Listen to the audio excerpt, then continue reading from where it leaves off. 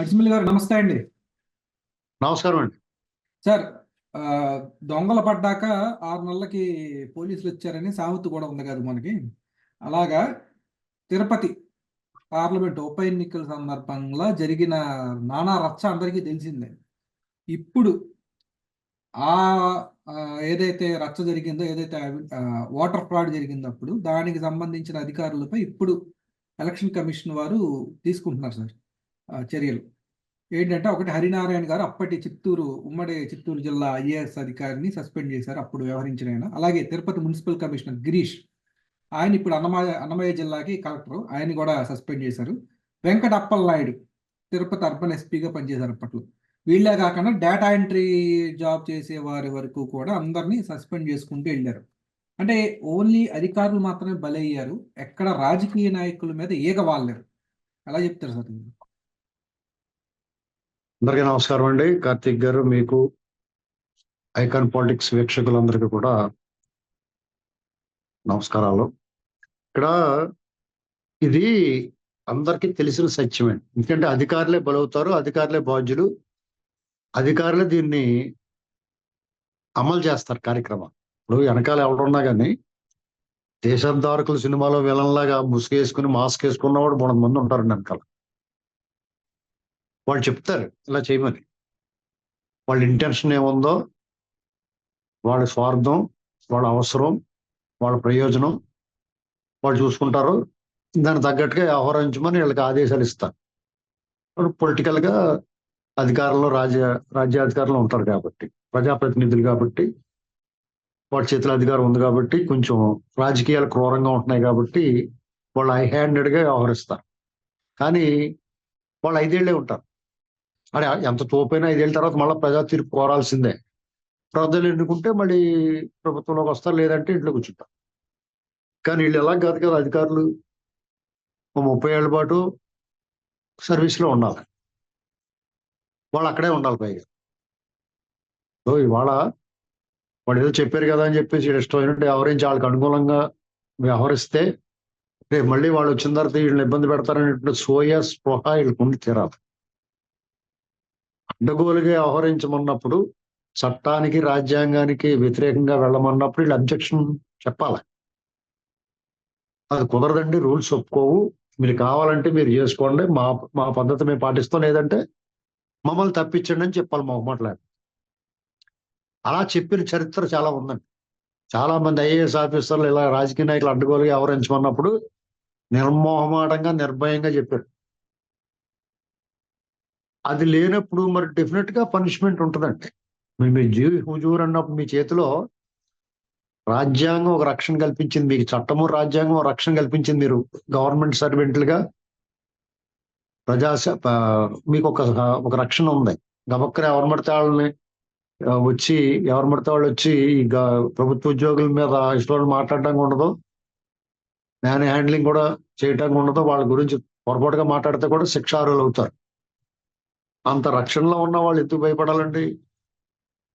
ఒకవేళ మీ పైన రాజకీయ నాయకులు, మంత్రో, ముఖ్యమంత్రో, లేకపోతే ఒక ఎమ్మెల్యేయో, లేకపోతే ప్రజాప్రతినిధో ఎవరన్నా మిమ్మల్ని బలవంత పెట్టాడు అనుకోండి, నా వల్ల కాదండి, నేను దీంట్లో పాల్గొన్నాను, నాకు భయం ఉంది, నాకు రిస్క్ ఇది, నేను తప్పుడు పని చేయలేనని చెప్పొచ్చు. అలా బాగా రిస్క్ ఉన్నప్పుడు చిన్న చిన్న ఏదైనా అసలు ₹10 లంచం తీసుకుని రూల్స్ వ్యతిరేకంగా వెళ్ళటమే తప్పు, పెద్ద నేరం.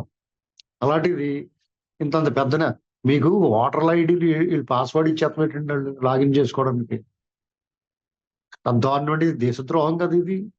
ప్రజాస్వామ్యానికి పునాదైన ఓటు, ఆ ఓటు హక్కు అనేటువంటిది ప్రతి పౌరుడి యొక్క ప్రాథమిక హక్కు.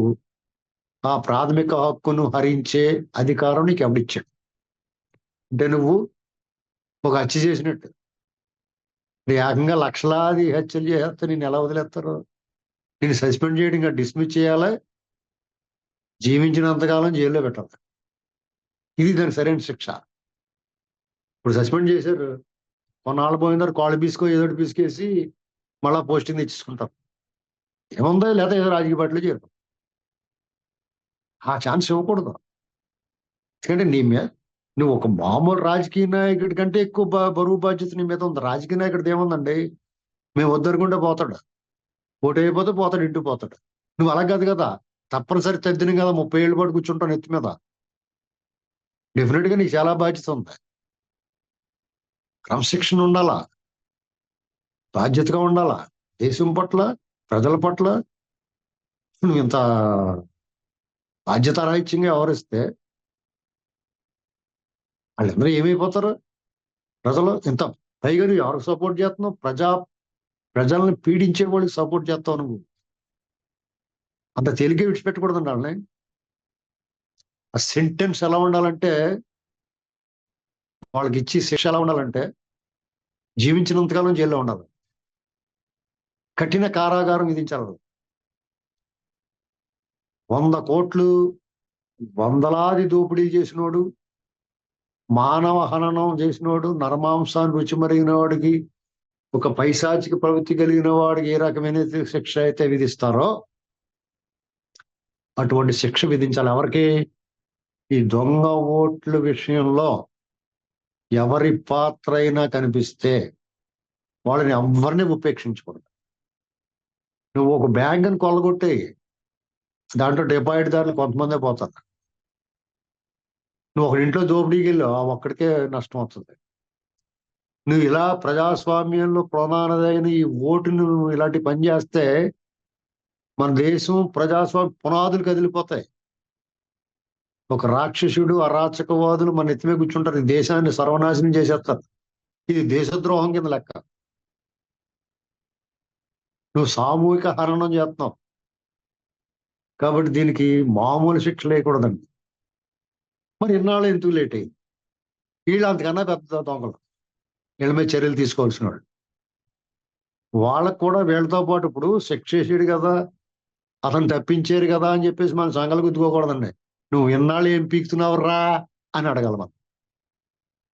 ఏమని అడగాలండి? ఇన్నాళ్ళు ఏం పీకుతున్నావు నువ్వు అని అడగాలి. వాళ్ళకు కూడా ఇంతకు మించిన శిక్ష పడాలి. ఎవరేస్తారు? వాళ్ళు అటానమస్ బాడీ, స్వయం ప్రతిపత్తి, విచక్షణతో కలిగిన అధికారాలు ఉంటాయి. వాడు విచక్షణ లేకుండా విలక్షణంగా వ్యవహరిస్తుంటే వాళ్ళు ఏం చేయాలి? వీళ్ళందరినీ ఆడిస్తున్న ఆ రింగ్ మాస్టర్ ఎవడం? ఆ రింగ్ మాస్టర్ని ఏం చేయాలి మనం? ఆ రింగ్ మాస్టర్ని ఇంటికి పంపించాలా అక్కర్లేదా? ఈ వ్యవస్థలను చెరబట్టి ప్రతిరోజు అత్యాచారం చేస్తున్న వాడిని ఇంటికి పంపించాలి. అతను ఏ రూపంలో ఏ ముసుగేసుకుని ఏ రకమైన మత్తు జల్లి అధికారంలో తిరిగి రావాలనుకుంటున్నా కానీ ప్రజలందరూ కూడా అతను మత్తుని ఆస్వాదించండి, అతను ఆవిష్కరించిన దాన్ని అనుభవించండి,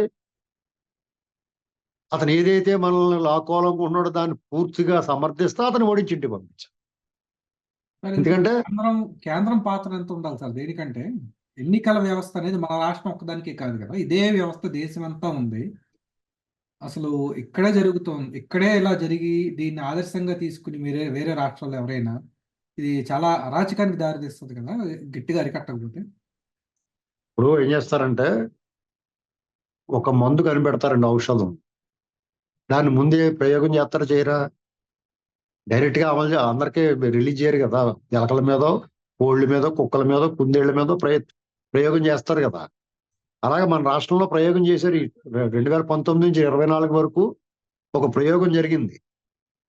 ఎలాగంటే రాజ్యాంగము చట్టం ఉల్లంఘనలు చేస్తే ఏమవుద్ది? యథేచ్ఛగా కోర్టులను పట్టించుకోకుండా ఇలాంటి దొంగ ఓట్లు, ఆస్తులు దుబ్బేయటం, అర్థం పాతాళాన్ని తొక్కి రకరకాల ఇప్పుడు ఆంధ్రప్రదేశ్ జరిగిన అంతా కూడా ప్రయోగమే. ఇక్కడ ఉన్న వాళ్ళు కలిపి ఇద్దరు ఉమ్మడిగా కొమ్మక్కైపోయి దీన్ని ప్రజల గొంతు నొక్కడం, ఇవన్నీ వ్యవహారం ఒక ప్రయోగం. ఆ ప్రయోగం పూర్తిగా సక్సెస్ అయింది అనుకోండి, దేశం అంతా అమలు చేస్తారు కదా, కష్టమే ఉంది. అయితే దీన్నే ఎందుకు ఎంచుకున్నారు ప్రయోగానికి? మరి ప్రయోగానికి ఎంచుకోవాలంటే ఎవరు పడితే వాళ్ళ మీద ప్రయోగం చేస్తే ఒప్పుకోరు కదా. దానికి ఈ అక్రమాస్తుల కేసులు, ఈ మర్డర్ కేసులు, ఇలాంటివన్నీ ఉన్నవాడిని ఎంచుకోవాలి. అదే పని చేశారు. దురదృష్టం ఏంటంటే మరి వాళ్ళ ఒక్కళ్ళ మీద కేసులు ఉంటే ఎలాగా? దొంగయో మంచియో చెడ్డయో ఆ ప్రతిపక్షం మీద కూడా కేసులు. నువ్వు నువ్వు నేను ఒకటే అన్న లెక్కలో తీసుకురా. మీ మీద కేసులు లేవా అంటాను. అది రివర్స్ అయింది విచిత్రంగా. ఏంటంటే మనం అనుకున్నవన్నీ అనుకున్నట్టు జరగవు కదా. ఇప్పుడు అందుకనే దేశమంతా ఊగిపోతున్న ఒక విషయంలో ఆంధ్రప్రదేశ్లో పెద్ద స్పందన లేదు. కారణం అదే, వీఆర్ ఎంటైర్లీ డిఫరెంట్. కాబట్టి ఈ విషయంలో ఈ ఓటర్లకు సంబంధించి దొంగ ఓట్లకు సంబంధించి ఎంత కఠినమైన నిర్ణయాలు శిక్ష వేసినా అది తక్కువే. ఎందుకంటే మొత్తం 5.5 కోట్ల మంది గుండెల్లో గుబులు వచ్చేసిందండి. ఎంత ప్రజా వ్యతిరేకత ఉన్నా కానీ అతని పట్ల భయం పోలేదంటే కారణం ఈ దొంగ ఓట్లు వేసేసుకుంటాడేమో అన్న భయం. ఆ భయం మామూలు భయం ఏంటండి? ఇలాంటి పరిస్థితుల్లో కూడా బయటకు వచ్చి పోరాడుతున్న వాళ్ళు నిజంగానే వీరులు. అంగన్వాడీలైనా, ఆశా వర్కర్లైనా, మున్సిపల్ వర్కర్లైనా, సామాన్య జనం వీధుల్లో, సామాన్య పౌరులు వీధుల్లోకి వచ్చి మాట్లాడుతూ ఉన్నారు. రాజకీయ పక్షాలు గొంతు నొక్కుతున్నారు. వాళ్ళ మీద ఎడతెరిపి లేకుండా కేసులు పెడుతున్నారు, బైండ్ ఓవర్ చేస్తున్నారు. రాజకీయ పార్టీ నాయకుల కంటే కూడా కార్యకర్తలు రక్తం దారలో వరదలా ప్రవహిస్తున్నా కానీ ఊచకోత కోస్తున్నా ఈ రక్షక భటులు అనేటువంటి పోలీస్ వ్యవస్థని అడ్డం పెట్టిన వాళ్ళు చేస్తున్న అరాచకానికి ఎదురెట్టి పోరాడుతున్నారండి. అయితే గుడిలో మెల్ల ప్రజలు గత ఎన్నికల్లో జగన్మోహన్ రెడ్డి కలిసి వచ్చిన అంశాలన్నీ ఖచ్చితంగా భగవంతుడి వల్లే, అతను స్వయంకృతం వల్ల, భగవంతుడి కరుణ వల్ల, కాలం మారటం వల్ల ప్రజలందరికీ జ్ఞానోదయం అయిపోయి ఆయనకి ఏమేమి కలిసి వచ్చినాయో కోడికత్తి ఇప్పుడు అది రివర్సు, బాబాయ్ మర్డర్ కేసు బాగా వాడుకున్నాడు అది ఇప్పుడు రివర్సు, దళిత సమాజం అది రివర్సు, పక్కన కేసీఆర్ గారు ఆయన ఇంట్లో బొమ్మ ఉన్నాడు, మోడీ గారు వైఖరి మార్చుకున్నాడు. ఇలా రకరకాలుగా అన్ని అంశాలు అతనికి వ్యతిరేకంగా మారిపోయాయి. కాబట్టి మంచి రోజులు వస్తాయని చెప్పేసి ఆంధ్రప్రదేశ్ ప్రజలు నమ్మొచ్చు. వాళ్ళ మీద జరిగిన ప్రయోగం విఫలమైంది.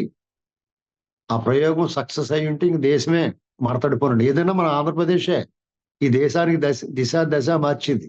కావాలంటే చూసుకోండి. 70 ఏళ్ళు ఇందిరాగాంధీ గారిని దేశం అంతా ఓడితే ఇక్కడ గెలిపించారు. మళ్ళీ ఆవిడ మళ్ళీ వచ్చేస్తాను కారణం అయింది మన వాళ్ళు. 70 ఏళ్ళు దేశం అంతా ఓడిపోయింది, ఈవిడ గెలిచింది ఇక్కడ. 80లో మళ్ళీ దేశం అంతా ఈవిడ గెలిచేసింది కాంగ్రెస్. అలాగే 84లో దేశం అంతా గెలిచి ఇక్కడ ఓడిపోయింది. 89 దుకాణం సర్దుకుని ఇంటికి వెళ్ళిపోయారు. ఆవిడ లేదనుకోండి వేరే. కాబట్టి ఏమైనా ఈ దిశని మార్చింది ఆంధ్రప్రదేశ్. ఉమ్మడి ఆంధ్రప్రదేశ్ అయినా, ఇప్పుడు రేపొద్దున రాబోయే రోజులు విభజిత ఆంధ్రప్రదేశ్ అయినా. కాబట్టి ప్రజలందరూ కూడా చాలా అప్రమత్తంగా ఉండాలి.